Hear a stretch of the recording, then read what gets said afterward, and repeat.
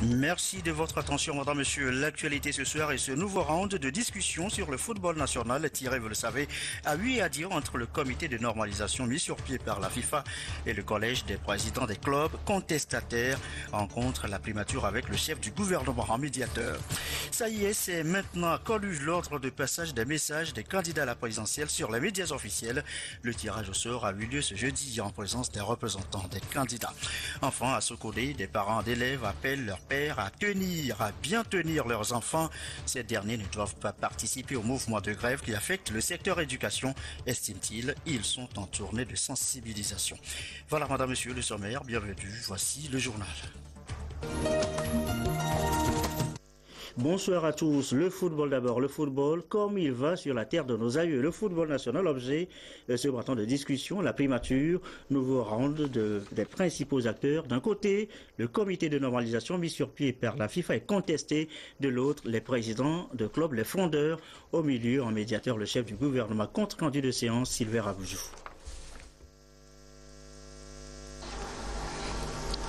Autour de cette table de discussion, le Premier ministre Artem Kwesi-Seleagodia Oumezunou, le comité de normalisation de la Fédération togolaise de football et des présidents des clubs et ligues. À l'ordre du jour, l'analyse de la situation du football togolais pour jeter les bases d'un nouveau départ. Il s'agit également de réfléchir sur les actions à mener pour mutualiser les efforts et régler les divergences qui fragilisent le football togolais. Bon, je voudrais dire deux choses en forme de mise au point, y compris envers le comité de normalisation et envers les responsables de club que vous êtes. Je voudrais d'abord que nous comprenions tous et que ce soit clair pour nous que l'objet de la normalisation, c'est de rapidement remettre de l'ordre dans la maison en partant de nouveaux contextes, de faire des tests dans un esprit de consensus et de concertation pour que nous remettions en selle la fédération et que le football reprenne totalement ses droits plutôt que les conflits entre personnes. Ceci étant dit, je ne voudrais pas être péremptoire, autrement j'aurais dit nous n'entendons pas, mais je dis nous ne souhaitons pas qu'il y ait une prorogation du délai du comité de normalisation. Nous devons arriver par tous les moyens, à la fin du mois de novembre, au plus tard, à finir cette question. Je vois dans beaucoup de pays qu'il y a de prorogation sur prorogation, nous ne le souhaitons pas. Nous devons tout faire tous ensemble pour qu'il n'y ait pas de progression. C'est à force de progression qu'on crée encore d'autres conflits. Cela étant dit, je voudrais aussi que les responsables de club comprennent que nous n'allons pas régler le problème en termes de clans ou de factions. Il peut y avoir des groupes qui s'entendent sur un certain nombre de démarches, mais il faut trouver une formule pour que tous les autres aussi puissent être associés, qu'on puisse faire le travail. Le respect qui est dû aux responsables de club doit demeurer. Mais chacun doit comprendre aussi qu'il faut mettre un peu d'eau dans son vin pour qu'on s'entende, pour qu'on se comprenne et que tout le monde parle. Moi, je ne peux pas comprendre qu'à ce jour, nous en soyons encore à entendre certains dire « moi, j'appartiens à tel clan, moi, j'appartiens à telle faction ». Ça, ce n'est pas seulement en direction des clubs, c'est même en direction des membres du comité de normalisation. J'entends ce genre de choses, c'est inadmissible. On ne peut pas être membre du comité de normalisation et être d'un clan ou d'un camp. On est responsable de l'ensemble du secteur et on met les choses en œuvre pour que les choses se passent bien. Je voudrais qu'on ne perde pas de temps en des débats inutiles. Je voudrais dire aussi à l'endroit des responsables de club que ce n'est pas par la justice que nous réglons certains problèmes. Il faut toujours continuer à en parler. Nous sommes là pour en parler. Nous serons là pour accompagner, pour vous écouter. Nous avons l'onction du chef de l'État pour que les choses se déroulent avec l'ensemble des acteurs dans les meilleures conditions. Au sorti de la réunion, certains acteurs se prononcent. Il y a espoir parce qu'il faut que chacun accepte de composer. Le Premier nous a dit que le gouvernement trouvera des solutions pour faire avancer les commissions et pour nous faire travailler ensemble. Il va être difficile de dire qu'il n'y a pas d'espoir. On est des Togolais et c'est dans l'intérêt de tous les Togolais que la chose se fait. Est-ce que ça veut dire que l'échec de la mission va mettre fin au football? Non. Et donc on ne peut pas se permettre d'être désespéré ou de penser que ça va se casser. Déjà, les regards sont tournés vers les éliminatoires de la CAN 2017, dont le tirage au sort aura lieu le 8 avril prochain au Caire, en Égypte. Ces 52 pays seront répartis en 13 poules de 4. Et le Togo devrait retrouver sa stabilité afin de mieux s'apprêter pour cette compétition qui démarre en juin 2015. Et par ailleurs, le Premier ministre a reçu cet après-midi à la primature toujours le père Paul Dodji. Il est le président du conseil de l'administration de l'association Saint-Raphaël. Il est allé présenter au chef du gouvernement un projet de développement communautaire à réaliser à Kpala. C'est dans le ZIO, projet décliné en 2 axes. Voici les précisions au micro de Sylvain Aboudjou. Je suis venu expressément rencontrer son Excellence pour un sujet concernant la construction du centre sanitaire que nous sommes en train de faire à Lomé. C'est une œuvre qu'un groupe italien a entreprise pour pouvoir aider les populations de base. Donc, en guise de son remerciement et en guise de sa reconnaissance, et surtout notre reconnaissance envers le gouvernement qui nous a accueillis et qui nous a donné l'opportunité de nous installer aussi à Lomé, et toutes les personnes de bonne volonté qui nous ont aidés d'une manière ou d'une autre à s'installer petit à petit à Lomé pour la construction du centre sanitaire et le centre professionnel qu'on est en train de projeter pour le village de Kpala. 20h07, la présidentielle au Togo. Dans maintenant près de 3 semaines, la campagne encore moins. Les messages des différents candidats à diffuser, c'est pour bientôt. L'ordre de passage a été tiré au sort ce jeudi. Et par là, c'était devant la représentante des candidats à ce scrutin. La cérémonie, l'ordre de passage, Arnaud Kidiouf. Les candidats en lice pour la présidentielle du 25 avril sont fixés depuis ce matin sur leur sort en ce qui concerne l'ordre de passage sur les médias officiels. Au niveau de la télévision togolaise, le premier passage aura lieu le vendredi 10 avril dans l'ordre suivant: MCD, Net, ADI, UNIR et CAP 2015. Le jeudi 16 avril 2015, le deuxième passage s'effectuera comme suit: ADI, Net, MCD, CAP 2015, UNIR. Dernier passage à la TVT le jeudi 23 avril. CAP 2015, MCD, Net, ADI, UNIR. Le même processus de tirage au sort a été observé au niveau de Radio Lomé, Radio Kara et Togo Presse en présence des représentants des candidats. Le représentant de chaque candidat avait pour mission de se rassurer, de plier lui-même le bulletin de son candidat, de le mettre dans une enveloppe et l'enfuir dans l'urne transparente. Ce qui a été fait chronologiquement selon la décision de la Cour constitutionnelle. Au fur et à mesure du tirage, nous avons pu déterminer ainsi l'ordre de passage afin de donner la chance égale à tous les candidats pour ce passage sur les médias officiels. Les résultats du tirage seront publiés par voie de presse et notifiés sous pli fermé par voie d'huissier aux candidats. Les enregistrements sont effectués 12 heures avant leur diffusion à Radio Lomé, Radio Kara et à la TVT. Pour Togo Presse, les tests sont déposés 48 heures avant la date de leur publication. Les enregistrements débutent donc le 7 avril à la télévision togolaise, le 8 avril à Radio Lomé et à Togo Presse et le 9 avril à Radio Kara. Dans la foulée, ce communiqué de la HAC, la Haute Autorité de l'Audiovisuel, le président de la HAC invite les responsables des partis politiques et regroupements de partis politiques dont les candidats sont retenus par la Cour constitutionnelle pour prendre part à l'élection présidentielle du 25 avril 2015 à lui communiquer sans délai leur programme de manifestations politiques, meetings, caravanes, conférences de presse, etc. qu'ils veulent tenir, couvrir, qu'ils veulent voir couvrir par la TVT, Radio Lomé, Radio Kara, Togo Presse et ATOP. La HAC compte sur la collaboration des différentes formations politiques pour une bonne régulation des médias en cette période de campagne électorale. Le processus électoral encore avec cette audience spéciale en cabinet du président de la Cour constitutionnelle. C'est du déjà vu. Le remake ce jeudi, eh bien, c'est avec l'ANC. Cette fois-ci, 2 représentants, vous le savez, de ce parti ont démissionné, aussitôt remplacés. Les nouveaux venus ont prêté serment cet après-midi. Nancy Tchana et Méa Barlo. L'audience spéciale de prestation de serment de 2 nouveaux membres de la CENI en cabinet du président est ouverte.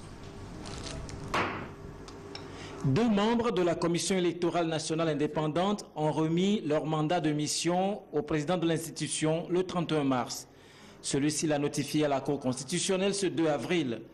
et il est alors pourvu sans délai à leur remplacement conformément à l'article 15 du Code électoral. Je jure solennellement de remplir fidèlement et en toute impartialité les fonctions de membre de la Commission électorale nationale indépendante dans le respect de la Constitution et du Code électoral.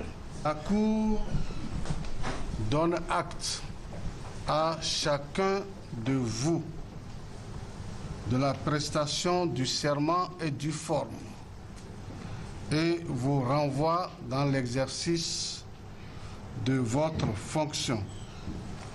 Dit qu'il en sera dressé procès verbal et que la Cour voudrait par ma voix vous féliciter et déclare lever l'audience de ce jour. Ekpeation Gouamouzou et Jean-Jacques Foliteko succèdent ainsi à Bemba Nabourema et Edo Ameleonou, précédemment vice-président de la CENI et rapporteur de la sous-commission finances, affaires administratives et juridiques. L'entrée des deux nouveaux récipiendaires établit le quota requis pour faire fonctionner cet organe chargé de l'organisation de la présidentielle, à savoir 5 représentants de la majorité, 5 de l'opposition parlementaire, 3 des partis extra-parlementaires, 3 membres de la société civile et un délégué de l'administration. Dans l'actualité, sachez également que le gouvernement et les différents acteurs impliqués dans le développement économique du Togo ont tenu ce matin au siège de la BCEAO à Lomé le premier conseil national de crédit pour le compte de 2015. 4 points essentiels étaient inscrits à l'ordre du jour. Mathias Souglou, Carmen Madjiakapo. Les performances économiques enregistrées en 2014 par le Togo devraient se consolider en 2015 grâce notamment à la mise en œuvre soutenue d'une politique économique de qualité, l'assainissement des finances publiques et la mise en service d'infrastructures économiques de base.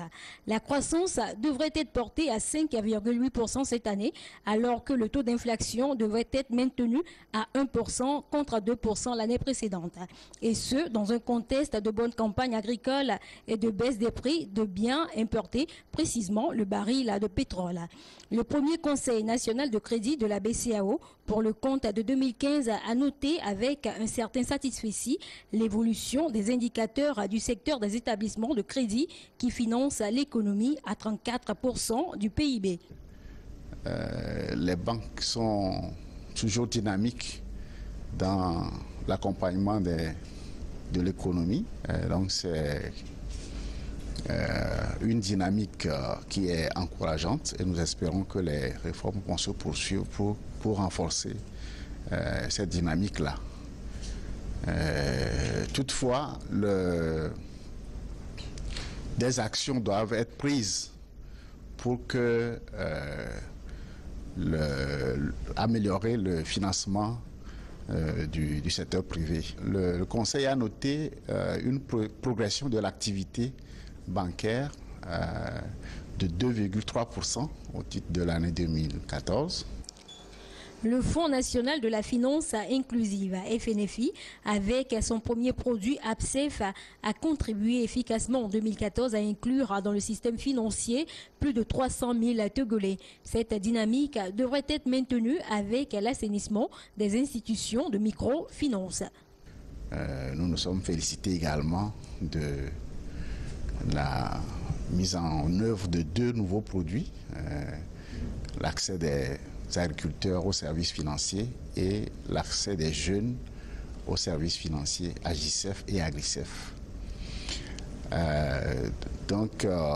Nous avons recommandé au gouvernement de poursuivre son action dans ce sens-là. Avec de telles avancées, les perspectives qui se dessinent pour l'économie togolaise cette année sont prometteuses. Toutefois, le Conseil national de crédit a relevé la nécessité d'améliorer le financement privé par le marché. Direction maintenant Tchévié, c'est pour la pose de la première pierre pour la construction de nouveaux locaux de la préfecture. Au-delà de Tchévié, eh bien, c'est un vaste projet de construction et d'équipement des préfectures. Le lycée de la ville Tchévié, lycée de Tchévié 1, sera aussi à l'occasion rénové. La cérémonie, le reportage de Esther Laclé. Ici se lèveront dans 10 mois les locaux des nouveaux bureaux de la préfecture de Zur. La maquette présente une salle polyvalente de 300 places, la résidence du préfet et 13 bureaux sur une superficie totale de 810 mètres carrés.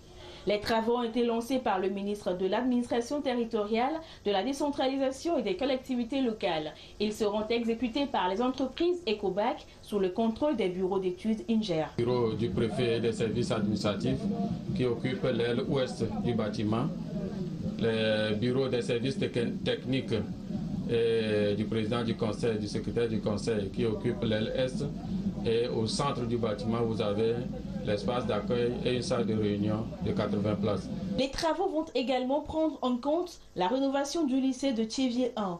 Il s'agit pour le gouvernement togolais d'offrir au personnel administratif et technique de la préfecture de Zior un cadre de travail adéquat et qui reflète une image neuve et moderne de l'administration togolaise. Dans aucune autre localité, on a eu des bâtiments de cette envergure. Et si le président de la République a décidé de le faire à Thiévié, c'est une fois encore pour vous témoigner et vous démontrer son attachement à Thiévié et à la préfecture de Zior. Je voudrais alors non seulement demander à l'entreprise et au bureau de contrôle que nous serons vigilants. Nous surveillerons de près l'évolution des travaux. Nous ne voulons pas que se reproduise ce qui a été rappelé, qu'on avait attribué les travaux de réhabilitation de l'ancien bâtiment à une entreprise et pendant 2 ans, elle n'a rien fait. Et donc, j'encourage l'entreprise à travailler dans la célérité, mais surtout à veiller à la qualité des travaux. Des doléances ont été présentées. Le ministre Bawara a promis rendre compte à qui de droit et a exhorté les populations à faire bon usage des locaux, surtout en cette période sensible de l'élection présidentielle. Dans aucun endroit du monde, nulle part à travers le monde, on ne peut développer un pays dans le désordre, dans la violence, dans les affrontements et dans la destruction. Si, profitant de l'élection présidentielle, il devait y avoir des violences, il devait y avoir des affrontements, il devait y avoir des destructions, vous pouvez être sûr que le chantier que nous allons implanter tout à l'heure ne pourra pas évoluer. Vous pouvez être sûr que le marché que nous voulons moderniser, la gare routière que nous voulons moderniser, l'eau qu'il faut améliorer la desserte, l'électrification qu'il faut améliorer, l'embellissement qu'il faut apporter à la ville de Thiévié, nous ne serons pas en mesure de le faire. C'est pourquoi je voudrais profiter de cette occasion pour vous encourager et lancer un appel. La population de Thiévié et de Zior l'a déjà démontré en 2007, en 2010 et en 2013 que plus jamais les élections ne doivent rimer avec violence, avec affrontement et avec destruction. Et donc, à l'occasion de l'élection présidentielle du 25 avril, si vous voulez aider le président de la République, si vous voulez lui témoigner votre soutien et votre affection, il faut agir dans un bon esprit et il faut éviter la violence. Il faut éviter les affrontements, il faut éviter les destructions. Ne cédez à aucune provocation. Le gouvernement a pris toutes les dispositions en mettant en place la posette qui doit sécuriser et protéger tout le monde. Allez-y voter tranquillement, dans la paix et le calme, et retournez chez vous tranquillement. Le projet a un coût total de 350 millions de francs CFA. Il est conçu pour s'adapter aux besoins spécifiques des populations de Thiévié. Situé à 35 km au nord de Lomé, Thiévié compte 59 563 habitants. Avec cette préfecture, elle est le chef-lieu de la préfecture de Zior et de toute la région maritime. de Tchébianon, la rencontre des jeunes et des femmes d'Adakpamé, quartier populaire de l'Aubé, rencontre d'échanges et d'informations. C'est sur les différents services du ministère du Développement à la base, le FNFI, le PRADEB, le FAEJ et le Provonat. C'est ce matin le compte rendu Tchassim Nabaga.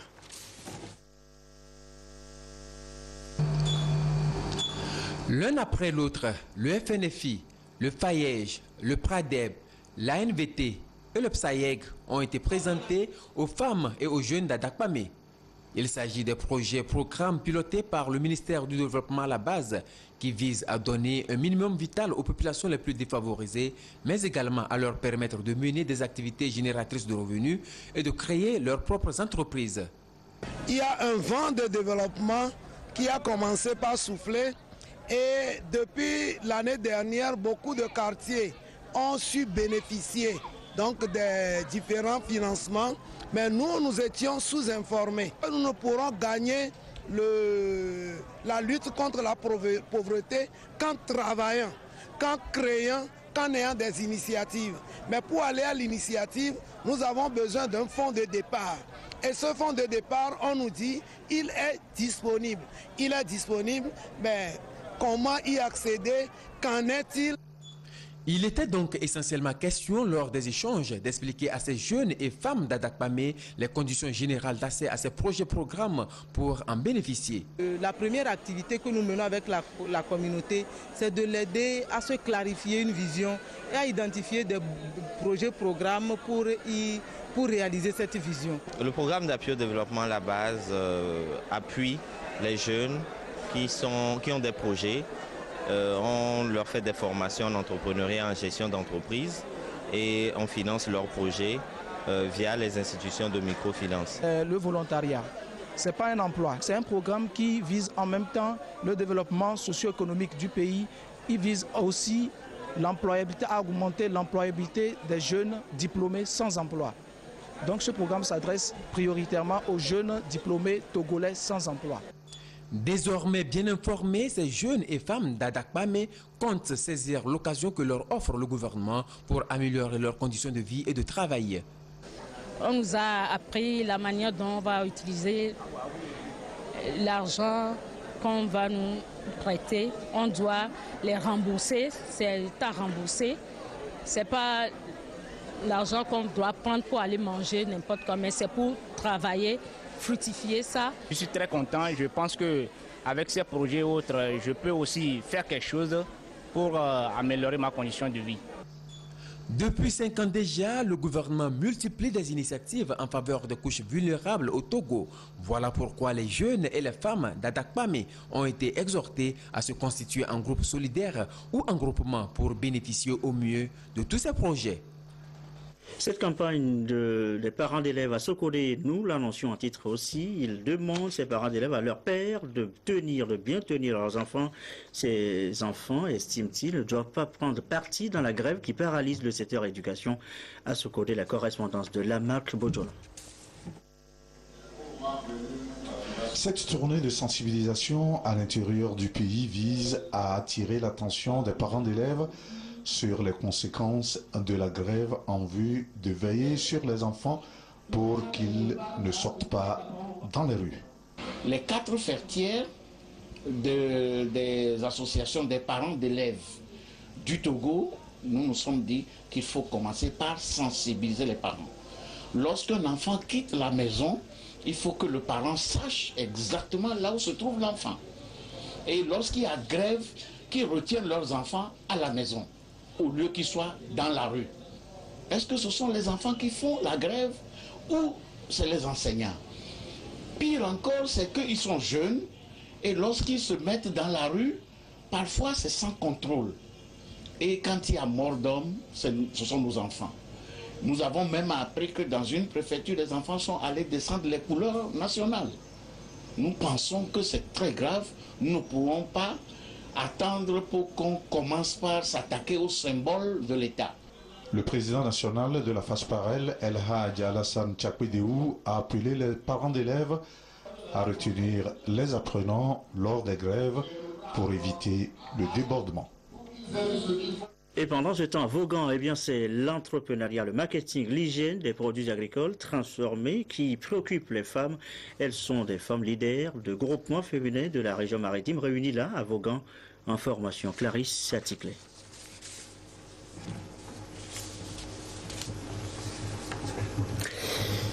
Bien, un petit souci avec ce sujet de Clarisse Saticlé sur lequel nous reviendrons bien évidemment si tout va bien dans le courant de cette édition. Retour à la présidentielle du 15 avril prochain, vous le savez, la presse est partie prenante. 50 journalistes sont regroupés par le CONAP, le Conseil national de patrons de presse, sur la plateforme de collecte, de stockage, de traitement, de gestion, de diffusion des données et sur la présidentielle 2015. Bref, une séance de formation là aussi. Ziara Alpha, Robert Kwatogou avec Carmen Madji Akakou. En période électorale, les médias jouent un grand rôle. C'est la saison à jamais où les journalistes sont beaucoup plus sollicités par les candidats pour leur propagande électoraliste. Pour éviter alors des dérives dans l'exercice de leurs fonctions, les journalistes ont besoin de renforcer leurs capacités en ce qui concerne l'éthique et la déontologie de la profession. C'est pour amener les gens lors de ces forums sur l'éthique et la déontologie à un certain nombre de points sur lesquels nous estimons être des points critiques. Des points critiques sur lesquels nous allons échanger, apporter davantage de lumière sur les journalistes, attirer leur attention sur ce qu'on peut appeler leur responsabilité. Mais nous attendons que les journalistes fassent le travail dans le sens de la transparence, de la liberté, mais surtout de l'apaisement. Ce premier forum portant sur le thème médias et communication en période électorale ouvre ainsi la série des sessions inscrites dans la plateforme des médias pour une élection apaisée financée par le PNUD. L'Observatoire togolais des médias va poursuivre ainsi ses actions d'autorégulation pour que l'équilibre et l'équité dans le traitement des informations en cette période électorale soient de mise. Ce gala sportif unir le parti présidentiel mobilise sa base dans la zone 8, dans le canton d'Agoué. Mobilisation, sensibilisation aussi, et c'est à travers le football. Gérald Agoudou, Charlotte Moussime.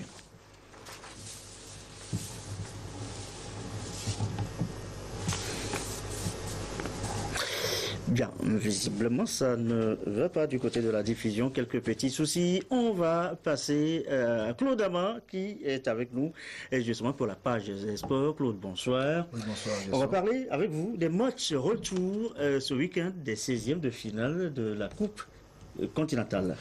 Effectivement, hier soir, en 16e de finale de la Ligue des Champions, c'est Massi de Sokodé, après sa débâcle à domicile. 5-0 face au club spatien de Tunis, s'est envolé ce matin pour le match retour à Tunis, tandis que l'AS Togopor, qui a trébuché à Rabat face au FUS 3-0, tentera de renverser la vapeur dimanche en match retour des 16e de finale de la Coupe de la CAF au stade municipal de Lomé. Modeste Kouba.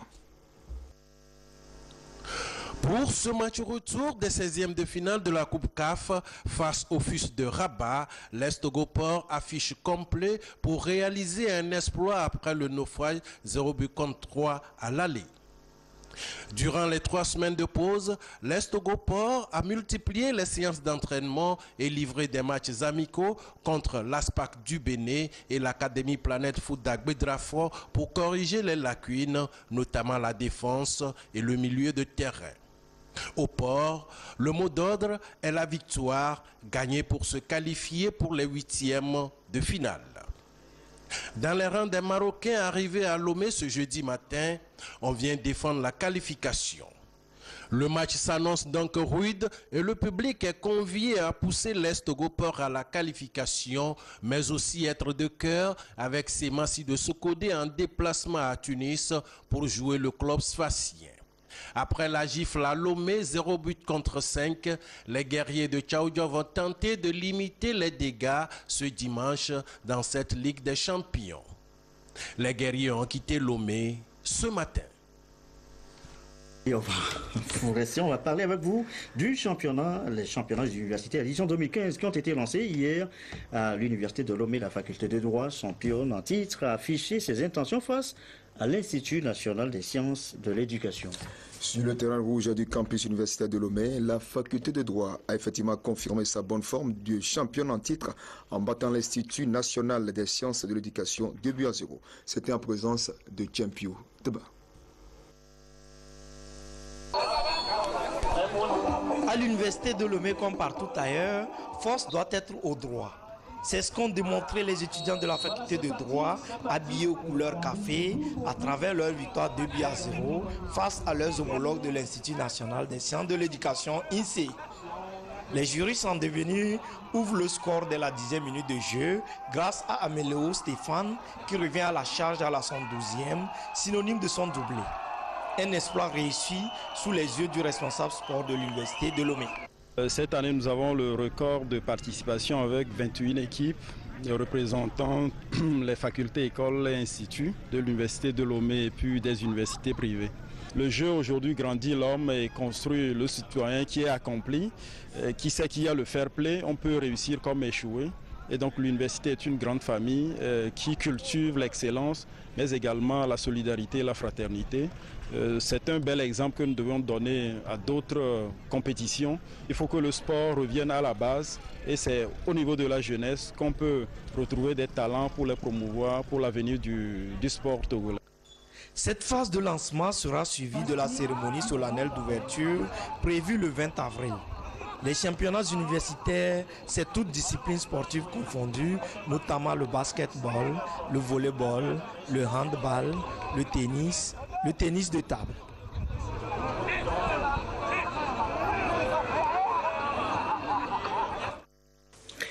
Voilà, Claude, ce sera pratiquement tout. Oui, effectivement, Gerson, c'est tout pour la part des sports de ce soir. Le temps de rappeler tout juste aux amis télésportifs, aux passionnés du football anglais, que samedi, Vincent Toulouse et ses invités seront au rendez-vous de Direct Foot à partir de 14h. Au menu, Manchester United contre Aston Villa. Match à suivre donc sur la télévision togolaise. Fin donc de cette édition, on retiendra, avant de nous séparer, le tirage au sort ce jeudi de l'ordre de passage des messages des candidats à la présidentielle sur les médias officiels. C'était donc ce matin à Edaoba. Le tirage sera effectué devant les représentants de candidats en course pour le scrutin du 25 avril, la présidentielle. Donc le passage dans les médias officiels. À suivre ce soir sur la télévision togolaise dans l'ordre, la météo et les prévisions de Cléo Sabine Poko. Le magazine Togo en marche à partir de 21h. On nous parlera de café et cacao. La filière remonte. L'édition de nuit à 22h30. Merci à vous qui nous suivez ce soir à Farandais, au Nord Togo, à Corbeil-Essonne, en région parisienne, sur la télévision togolaise et comme d'habitude toujours fidèlement. Bonne soirée.